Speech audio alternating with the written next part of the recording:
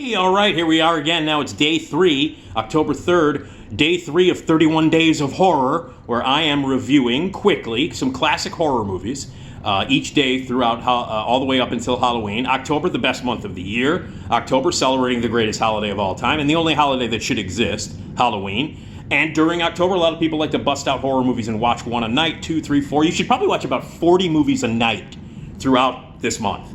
But what I've done is I've grabbed a whole bunch of discs and Blu-rays and shit from my closet that I have my Blu-rays and discs in. Just grabbed them and I randomly stacked them up next to me. And each day I will be giving you a quick review of a movie that I just pulled out of my closet that I suggest that you watch during the 31 Days of Horror, during the 31 Days of Halloween. It's October 3rd, so the third one that I'm going to mention in a second after I give you the plugs. Please donate. Please donate. Need it. Please do. Patreon.com/NickD Show. Patreon.com/NickD Show. You can donate as little as $3 a month, and it helps a lot. Everything I do for free. Everything I do for you. Didn't Brian Adams say that once? I'm saying it now.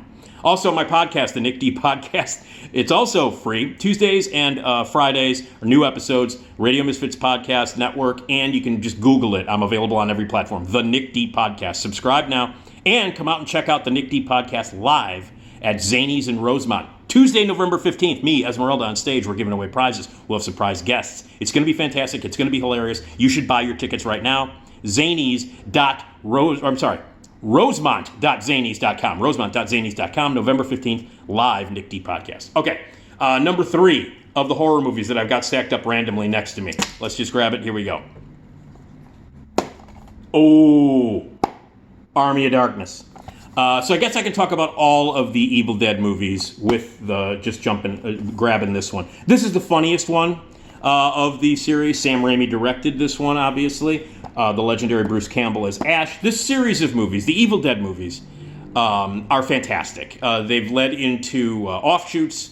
There was the great television series, Ash vs. Evil Dead, where Bruce Campbell came back. Sam Raimi was executive producer. Tappert was executive producer. It also introduced the world to my future ex-wife, my good friend, my buddy. We're like this. I love her very much. She loves me. We're going to get married at some point and get divorced. Dana DiLorenzo, who I love very much. Hi, Dana, if you're watching. But anyway, so you've got that. And then the remake from 2013 with Jane Levy, directed by Fede Alvarez, is fantastic. Great remake. So if you've not seen the remake of Evil Dead, great, scary, gory, awesome, completely different in tone and style to the original Evil Dead.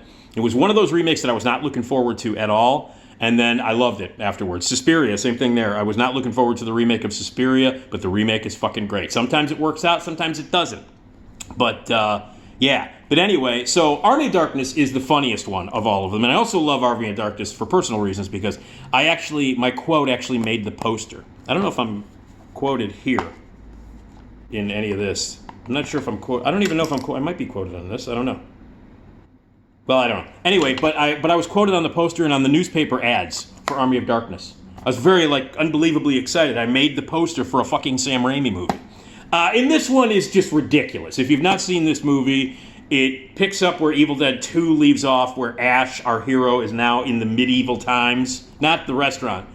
But he has to fight the Deadites, and it's a completely ridiculous movie. It's funnier, it's more comedy than horror.